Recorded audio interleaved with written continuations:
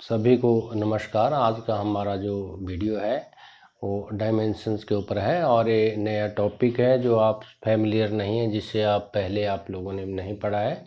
तो ये नया टॉपिक है और बहुत इंटरेस्टिंग है, बहुत इजी है, इसको क्रैम नहीं करना है, समझना है। तो आज हम पढ़ेंगे डायमेंशंस। तो सबसे पहले मैं एक थोड़ा सा ब्रीफ में चलते हैं कि डायमेंशंस क्या होते हैं। कई बार हमारे पास मान लीजिए डस्टर है, तो डस्टर को पूछ लेते हैं कि what are the dimension of this duster. तो जब डायमेंशन पूछते हैं तो हमारा ध्यान जाता है कि इसकी लंबाई कितनी है, इसकी चौड़ाई कितनी है, इसकी ऊंचाई कितनी है। तो इस टाइप में हमारा जो है एक जनरल लेमैन आइडिया जिसे कहते हैं वैसे चला जाता है कि ये किस डायमेंशन की है, किस साइज़ की है।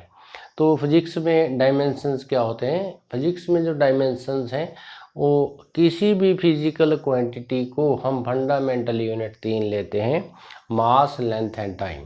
तो उसमें उसकी पावर से कैसे मेज़र करते हैं, वो उस क्वांटिटी के जो डायमेंशन कहलाते हैं। डायमेंशन क्या होता है कि any physical quantity measured in term of 3 fundamental unit, mass, length and time with its power. तो पावर मैंने यहाँ ABC लिख दी है।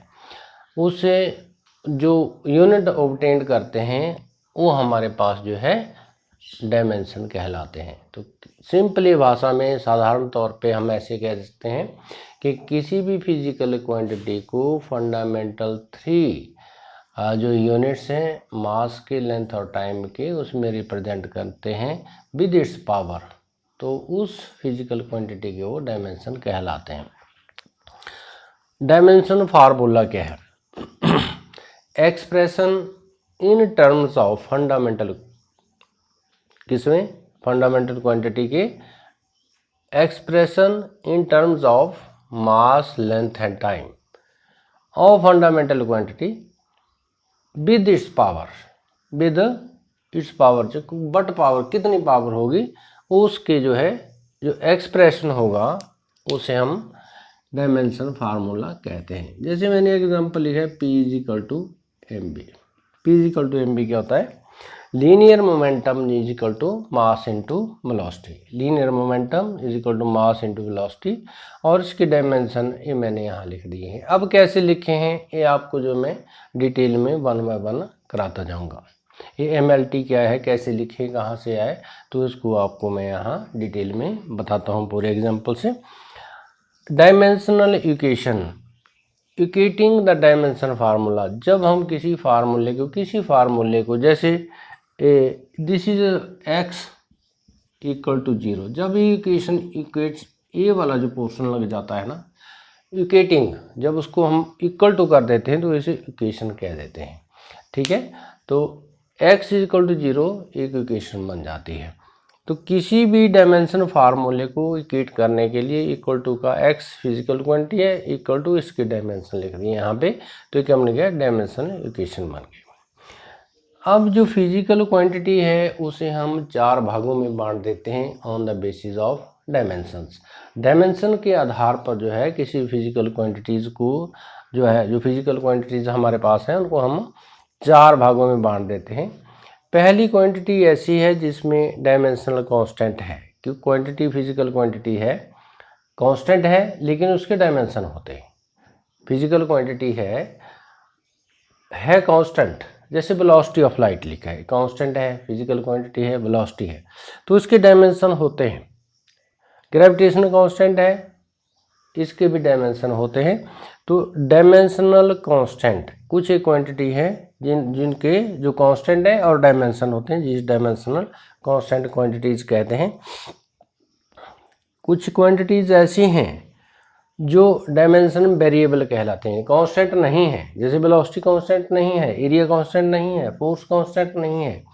तो ये जो क्वांटिटीज़ हैं इन्हें कहते हैं डायमेंशन वेरिएबल्स क्वांटिटीज़। ठीक है, तो dimension variable quantities. Non dimensional constant हैं लेकिन उनके डायमेंशन नहीं होते हैं। नॉन मीन्स नहीं, डायमेंशनल कांस्टेंट ऐसी फिजिकल क्वांटिटी जिनके डायमेंशन नहीं होते हैं उन्हें non dimensional constant physical quantities कहते हैं।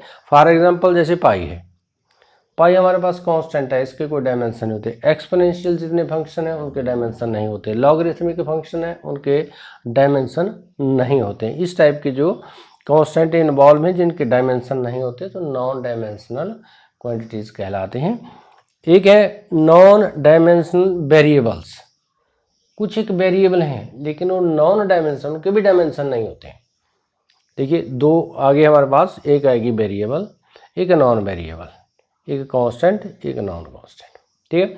तो है तो कांस्टेंट, यहाँ पे क्या है नॉन डायमेंशनल वेरिएबल, जैसे एंगल है, स्पेसिफिक ग्रेविटी है, स्ट्रेन है, ये ऐसी है कि वेरिएबल तो हैं लेकिन इनके डायमेंशन नहीं होते हैं। तो on the basis of dimension be divided the all the physical quantity in 4 parts. Dimension constant, physical quantity जिनके डायमेंशन कांस्टेंट है लेकिन डायमेंशन होते हैं। दूसरी है नॉन डायमेंशन कांस्टेंट, कांस्टेंट है लेकिन डायमेंशन नहीं होते। थर्ड है डायमेंशन वेरिएबल है, डायमेंशन होते हैं उनके, वेरिएबल फिजिकल क्वांटिटीज़ हैं। और दूसरे नॉन डायमेंशन वेरिएबल जिनके डायमेंशन जो है उन नहीं होते लेकिन क्वांटिटी वेरिएबल्स हैं। तो ये मैंने यहाँ पे पार्ट आपको 4 करा दिए। अब सिंपल जो है क्रैम नहीं करना है, एक सिंपल तरह से हम लिखेंगे कि how we write the dimension of physical quantities. Physical quantity के डायमेंशन हम कैसे लिखेंगे ये हम आगे करते हैं। अब यहाँ पे ध्यान देने वाली बात है कि जो डायमेंशन हम फिजिकल क्वांटिटी के लिखेंगे उसे हमने क्रैम नहीं करना है, रट्टा नहीं लगाना है। कई बार मैंने देखा है, इट इज़ माई एक्सपीरियंस, कि बहुत से स्टूडेंट्स जो है वो डायमेंशन को क्रैम करते हैं। तो क्रैम करने से क्या होता है, रट्टा मारने से क्या होता है कि इतने सारे डायमेंशन जो है फिजिकल क्वांटिटीज़ बहुत ज़्यादा हैं और उनके डायमेंशन है मल्टी में लिखने हैं। तो अगर क्रैम करेंगे तो कहीं पावर गलत हो जाएगी और कहीं जो है कोई छूट जाएगी, ठीक है। तो आप लोगों को मैं एक सिंपल फार्मूले से समझाऊंगा सारी चीज़ें और आपने वैसे ही उन्हें करनी है, ठीक है। तो आपने जो है उसको क्रैम नहीं करना है, और क्रैम करने से क्या होता है कि आप डायमेंशन जो है वो गलत लिख देते हैं। तो सिंपली मैं लिखूंगा, एक छोटी फिजिकल क्वांटिटी से स्टार्ट करूंगा। जैसे आपके पास मास है, मास है तो इसका डायमेंशन, इसको मैं m लिख देता हूँ, कैपिटल M में रिप्रेजेंट करना है। तो मास है, मास में 3 फिजिकल क्वांटिटी लेंगे, फंडामेंटल यूनिट्स लेंगे हम फिजिकल क्वांटिटी की, m, l and t, m, l and t। इन तीनों की टर्म्स में हमने सभी फिजिकल क्वांटिटी को विद इट्स पावर लिखना है। तो मास है तो इसका डायमेंशनल फार्मूला क्या हो जाएगा, सिंपली है, क्योंकि मास में ना तो लेंथ है और ना तो टाइम है। तो क्या करेंगे हम, m l की पावर 0 t की पावर 0। ये क्या आ गया कि किसी भी, जैसे मास है तो मास में सिर्फ मास ही इन्वॉल्व है, जो चीज़ नहीं इन्वॉल्व है उसकी पावर 0। जैसे मैं यहाँ लिख देता हूँ, आपको पता है कि मैंने 100 लिख दिया, पावर 0 लिख दी, तो किसके बराबर वैल्यू है, क्वेश्चन मार्क कर देता हूँ, तो ये वैल्यू आती है 1। जब किसी की पावर को हम 0 कर देते हैं तो इसकी वैल्यू क्या आ जाती है, 1 होती है। तो यहाँ पे इसकी power 0 1 0 1 m is it is, ठीक है। तो ये क्या बन जाता है, हमारे पास डायमेंशनल फार्मूला बन जाता है। m की पावर 1 लिखने की ज़रूरत नहीं है, एक्चुअली क्या है यहाँ पे m की पावर 1 है। अब आप समझ गए होंगे कि मास के लिए डायमेंशन कैसे लिखने हैं, मास के लिए डायमेंशन कैसे लिखने हैं। m1 लिखने की ज़रूरत नहीं है, मैंने यहाँ शो कर दिया है कि इसकी पावर 1 है, मतलब m है, ये एग्जिस्ट करता है। l एग्जिस्ट नहीं करता है यहाँ पे, और टाइम एग्जिस्ट नहीं करता है किसमें, मास फिजिकल क्वांटिटी में। तो m l0 t0, ठीक है। इसी प्रकार आपके पास लेंथ है, लेंथ में सिर्फ लेंथ ही नहीं लेना है, लंबाई नहीं है, चौड़ाई है वो भी एक लेंथ होती है, ऊंचाई है वो भी एक लेंथ होती है, डेप्थ है वो भी एक लेंथ है। तो LEN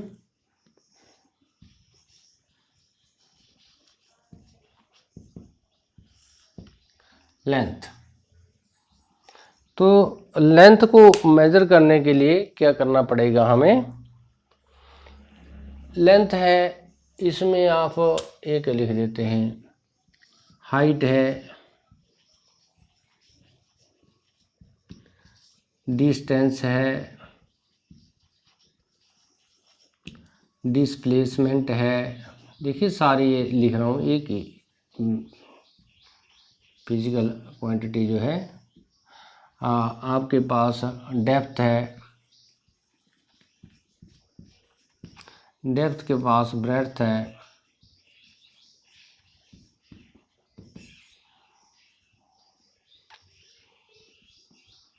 इसको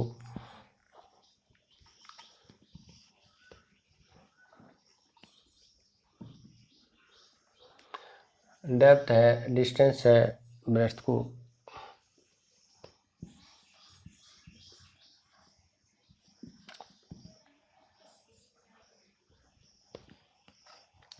छोड़ देते हैं यहाँ पे, सिर्फ लेंथ, हाइट, डिस्टेंस, इस प्रकार के जो है सो ऑन। डेप्थ है, हाइट है, थिकनेस है, थिकनेस, ठीक है, और भी चीज़ें हैं जैसे जो डिस्टेंस से मेज़र करते हैं हम, लेंथ से मेज़र करते हैं, इस प्रकार के फिजिकल क्वांटिटी है, तो उनके डायमेंशन क्या लिखने हैं। तो इन सभी में जितने भी हैं इस टाइप की जो क्वांटिटीज़ हैं, उनमें आप मास जो है वो नहीं होता है, तो जीरो कर लेते हैं। लेंथ इसमें होता है और टाइम भी जीरो होता है। तो ये आपके पास क्या बन गया, एक डायमेंशनल फार्मूला बन गया, ठीक है। तो डायमेंशन फार्मूला जो है वो किसके बराबर हो गया, M0 L T0, ठीक है। थिकनेस के साथ यहाँ पे आप ब्रेड्थ भी लिख लो, ब्रेड्थ भी ज़रूरी है क्योंकि ब्रेड्थ लंबाई, चौड़ाई, ऊंचाई, ये सारी चीज़ें यहाँ पे आएगी। तो थिकनेस भी आ गई, ठीक है। तो ये सारे, ये जो फार्मूला बन गया इन सभी फिजिकल क्वांटिटीज़ के लिए, वो क्या बन गया, इस सभी में लेंथ इन्वॉल्व है। देखिए जो लेंथ है वो लेंथ से तो मेज़र होगी ही, हाइट है, हाइट भी लेंथ से मेज़र होगी, डिस्टेंस है, डिस्टेंस लेंथ से मेज़र होगी, डिस्प्लेसमेंट है, लेंथ से मेज़र होगी, डेप्थ है, डेप्थ से भी, ब्रेड्थ है, ब्रेड्थ भी, थिकनेस है, थिकनेस भी, ठीक है। जो लंबाई नापते हैं हम यहाँ पे, उसमें मास इन्वॉल्व नहीं है, टाइम नहीं है, तो इन सभी के लिए फार्मूला क्या बन जाता है, M0 L और T0। इसमें क्रैम करने का कुछ भी नहीं है। आपको ये पता करना है कि जो फिजिकल क्वांटिटी है वो किस किस फैक्टर में, इन तीनों में किस फैक्टर के ऊपर डिपेंड करती है, ठीक है। और अगर वो आपको पता लग जाता है तो आप उसके डायमेंशन जो है इजीली लिख पाएंगे। आपकी किताब में बहुत से ऐसी फिजिकल क्वांटिटी दी हैं, फार्मूले दिए हैं जहाँ पे आप लोगों को डायमेंशन लिखने हैं। तो यहाँ पे हम वही चीज़ें करेंगे जो आपने ऑलरेडी जो है पढ़ रखी हैं, और जो फार्मूले बीच में आते रहेंगे, जैसे हमने +1 में आगे जो हमारे टॉपिक्स आएंगे उनमें फार्मूला आएगा, ठीक है। सरफेस टेंशन का फार्मूला आएगा जो पहले नहीं किया है, ठीक है। विस्कोसिटी का आएगा, उसको कांस्टेंट निकालना पहले नहीं है पढ़ा है। तो जैसे प्लैंक्स कांस्टेंट है, ठीक है। तो इस टाइप के जो आगे आने वाले हैं, तो जैसे जैसे हम टॉपिक को वहाँ करेंगे वैसे ही उन्हें करेंगे। यहाँ पे करेंगे तो क्या होगा, फार्मूला के ऊपर स्ट्रेस पड़ेगा और आपको वहाँ से वो क्रैम करना पड़ेगा। क्रैमिंग मैं नहीं चाहता कि क्रैम करें आप, उसको रटा मारें। तो मास के लिए सिंपली जैसे यहाँ पे लिख दिया मैंने एम मास के लिए, तो मास में आ गया आपका, मास में ML0T0 ये बन गया। लेंथ में अभी मैंने लिख दिया, तो लेंथ में हम कर देते हैं M0L T0, ठीक है। टाइम आ गया, तो टाइम में क्या होगा, टाइम में आप आप समझ गए होंगे कि इसमें मास इन्वॉल्व नहीं होता है, लेंथ इन्वॉल्व नहीं होती और टाइम इन्वॉल्व होता है, तो T1 आ जाएगा। ठीक है, अगर आप ये तीनों टर्म जो है आसानी से समझ गए हैं तो हम थोड़ा सा आगे आगे चलते जाएंगे। ठीक है, जैसे अब यहाँ पे एरिया आ जाता है, तो एरिया के लिए सिंपली लंबाई गुणा चौड़ाई, लंबाई गुणा चौड़ाई, लेंथ इंटू ब्रेड्थ। तो लेंथ इंटू ब्रेड्थ से क्या बन जाता है एरिया। लेकिन ये लेंथ भी एक हमारे पास लंबाई है, ब्रेड्थ जो है कम होती है और ये ज़्यादा जो होगी उसे लंबाई बोल देते हैं और जो थोड़ी कम होगी उसे चौड़ाई कह देते हैं। जैसे ये आपके पास है तो यहाँ पे हम इसे लेंथ कह देते हैं, इसे हम ब्रेड्थ कह देते हैं। ठीक है, तो ये क्या बन जाता है एरिया। एरिया में इसे भी हम लेंथ से मेजर करते हैं, है तो कम L इंटू एल, तो बन जाएगा L स्क्वायर। और जब मैं डायमेंशन लिखने की कोशिश करता हूँ तो इसमें मास नहीं है, M0 L2 और T0। ये आपको अंडरस्टैंड होना चाहिए कि एरिया के लिए जो हमारे पास डायमेंशन लिखे गए हैं वो डायमेंशन M0 L2 और T0 कैसे आता है। L स्क्वायर तब आता है क्योंकि लंबाई है चौड़ाई है। जैसे पाई आर स्क्वायर है सर्कल का है तो उसमें आर डबल इन्वॉल्व है, तो ऑलरेडी उसमें आर इज आल्सो लेंथ, तो यहाँ पे L into L is equal to L square M0 L। अब सिंपली है वॉल्यूम निकालना है। ठीक है, वॉल्यूम के डायमेंशन लिखो जी भाई। तो आपको पता है volume length into breadth into height. ठीक है, वो तीनों लंबाई है। ठीक है, इसमें जो है हाइट भी है। जैसे यहाँ पे कर देता हूँ मैं, ऐसे बॉक्स बना दिया, ठीक है, ऐसे बना दिया, ये आपके पास हाइट आ गई।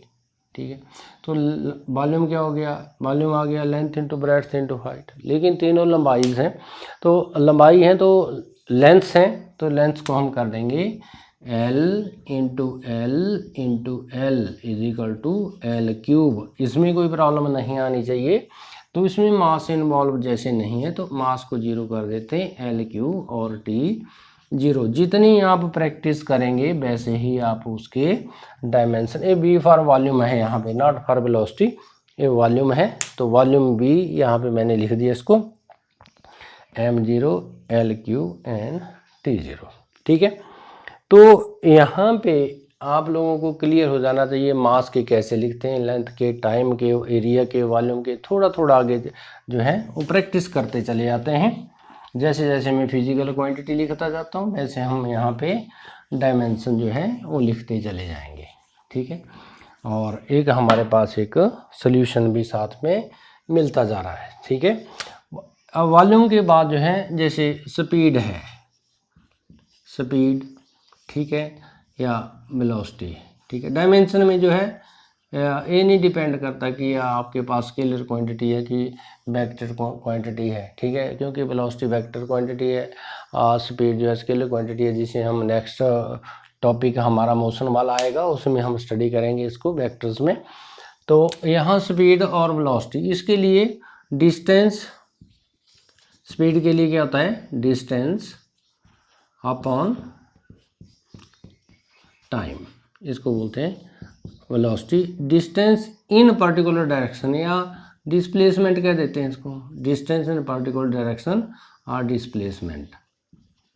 तो ये आपको पता होना चाहिए कि ये किस किस फैक्टर के ऊपर डिपेंड करते हैं। ठीक है, तो यहाँ पे वेलोसिटी आ गई।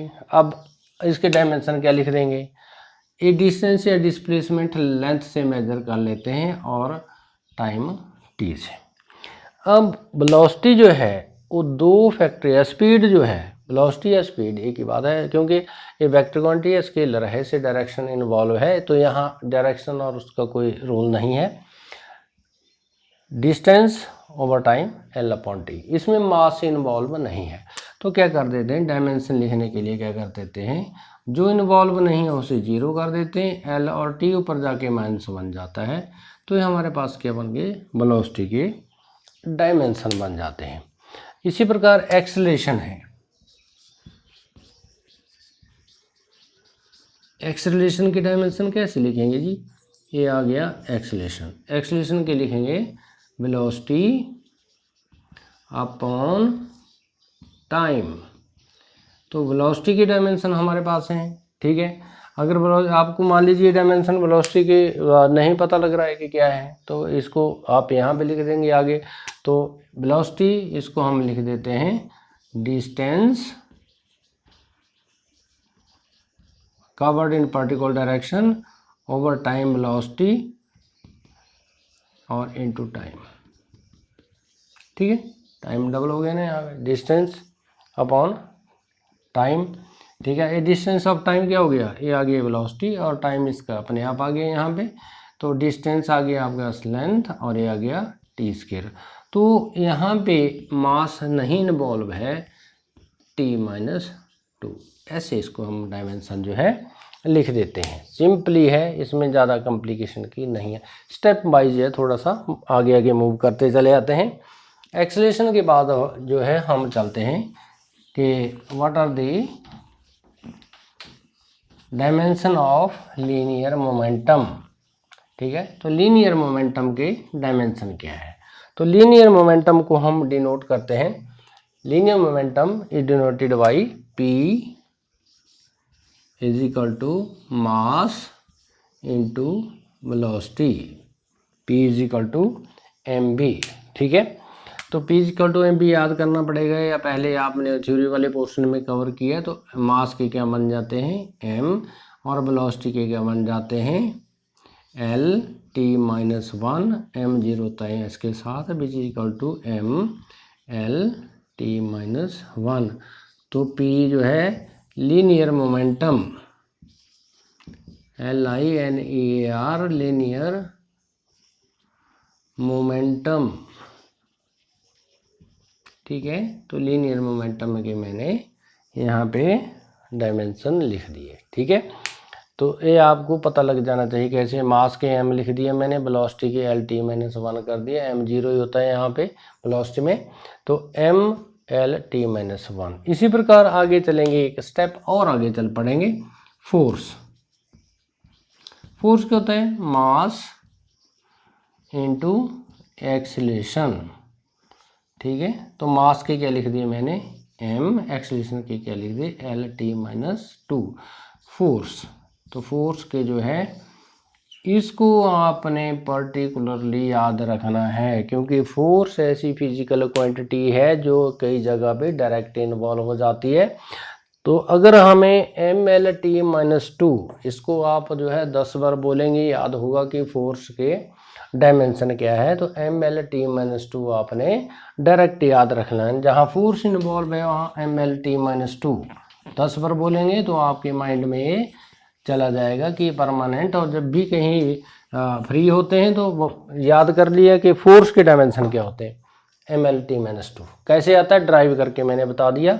लेकिन इसका एक है कि मैक्सिमम फिजिकल क्वांटिटीज ऐसी हैं हमारे पास जिसमें फोर्स के डायमेंशन हम डायरेक्ट लिख सकते हैं। फॉर एग्जांपल जैसे मैं अभी करूँगा प्रेशर, ठीक है।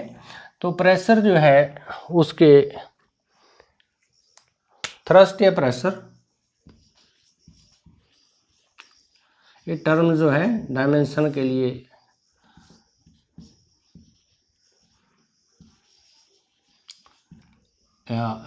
Generally force upon area that is equal to pressure, ठीक है। तो फोर्स अपॉन एरिया, एक्सेलरेशन नहीं इसको मान लेना है, ये एरिया है या फोर्स है, force upon area is equal to pressure, ठीक है। तो फोर्स के आपको डायरेक्ट पता है कि what are the dimension of force. तो फोर्स के डायमेंशन हम यहाँ लिख दें MLT-2, जैसे मैंने कहा कि इसको परमानेंट याद कर लेना है। और एरिया की लंबाई गुणा चौड़ाई, तो it is equal to L square, ठीक है। तो एक L से एक L कैंसिल हो जाएगा, ठीक है। यहाँ से एक कैंसिल हो गया, ये आ गया। इसको आगे लिख देता हूँ ताकि आपको कन्फ्यूज़न ना हो। तो यहाँ लिख देता हूँ, क्योंकि यहाँ पे जो फर्स्ट टाइम देखेंगे वो नहीं समझ पाएंगे कि क्या है। तो यहाँ कट करके जो है आगे मैं अलग से लिख देता हूँ ताकि आपको क्लैरिटी बनी रहे, ठीक है। तो यहाँ पे MLT-2 upon L square which is equal to L से एक L कैंसिल हो जाएगा, MT-2 अपॉन L ठीक है, एक एल कैंसिल हो गया, एल को ऊपर ले जाएंगे ML0 T-2। इसके याद रखने की ज़रूरत नहीं है, ड्राइव करने के लिए फार्मूला याद होगा, अपने आप इसे हम आसानी से निकाल सकते हैं। ठीक है, तो ये चीज़ें जो है सिंपली प्रैक्टिस करते जाएंगे। जो आपने पहले वेलोसिटी पढ़ रखा है, acceleration, linear momentum, force, pressure, ये चीज़ें आप लोगों ने कर रखी हैं। आगे फिजिकल क्वांटिटी आती जाएंगी, वैसे वैसे हम उन्हें करते जाएंगे जैसे जैसे इन्वॉल्व होती रहती है। तो इसके ऊपर जो है फोकस करना है कि डायमेंशन हम कैसे लिख पाएंगे। जैसे ही कि नया आर्टिकल चलेगा, आगे जो है फिजिकल क्वांटिटीज़ आएंगी, कैसे ड्राइव की हैं, तो वहाँ पे उसके डायमेंशन हम लिखने की प्रैक्टिस वहाँ करेंगे। और लास्ट में जब सिलेबस कवर होगा, रिवीजन में आएंगे, तो आपको जितनी भी लिस्ट आपकी किताब में है, आप अपने आप बैठ के वहाँ पे कर सकते हैं। जैसे ग्रेविटेशनल कांस्टेंट है यहाँ पे, तो force is equal to G(m1 m2 upon r²। ठीक है, जो ग्रेविटेशनल फोर्स होती है वो product of the masses directly proportional to and square of the distance, inversely proportional to the square of the distance between the centre of masses. ये पढ़ेंगे हम gravitation law में। तो यहाँ जी क्या है, ग्रेविटेशनल कांस्टेंट है। तो जी को निकालने को therefore G is equal to किसके बराबर हो जाएगा, F(r²) अपॉन m1 m2। ठीक है, ये चीज़ें ऐसे हम कर लेते हैं। तो यहाँ डायमेंशन हम डायरेक्ट लिख सकते हैं। ठीक है, कैसे लिख सकते हैं, एफ के हमारे पास ML(T-2), आपको मैंने कहा कि इसको आपने परमानेंट याद कर लेना है। आर में डिस्टेंस है तो L² कर देते हैं और बटे m गुणा m। ठीक है, ये क्या आ गया आपके पास, डायमेंशन आ गए इसके। अब इसे हम सॉल्व करते हैं, कैसे करना है, m से m कैंसिल हो गया। ठीक है, इससे ये कैंसिल कर देते हैं और L का क्यूब आ जाएगा। तो ये बन जाएगा हमारे पास, जी के डायमेंशन क्या आ जाएंगे, m-1 L³ T-2। ये डायमेंशन कई बार एग्जाम में पूछा जाता है। एक जो डायमेंशन है कई बार एग्जाम में आया है और पूछा जाता है कि इसके डायमेंशन ग्रेविटेशनल कांस्टेंट के हम कैसे लिखते हैं। तो don't cram, remember the formula and find the value of G. After the value of G, you are able to write the dimension of all the terms: force, distance r², m mass, product of masses, और simply करके calculate करके mathematical है, आप जो है जी के dimension लिख सकते हैं। इस प्रकार बहुत सी ऐसी फिजिकल क्वांटिटी है जो लिस्टेड है। अब जैसे जैसे वो आर्टिकल में आती जाएगी वैसे वैसे हम उन्हें सॉल्व करते रहेंगे। तो ये प्रैक्टिस बहुत ज़रूरी है, सभी स्टूडेंट्स से है कि आप इसको जो है ज़रूर प्रैक्टिस करें और जितने मैंने कराए हैं उसको अंडरस्टैंड करने की कोशिश करें। Don't cram the dimension, because cramming जो है इट इज़ नॉट गुड। ठीक है, to understand right the dimension और एक एक करके जो है इसे लिखना और पढ़ना शुरू करें। ठीक है, इसी के साथ मैं आज का वीडियो यहाँ क्लोज कर देता हूँ।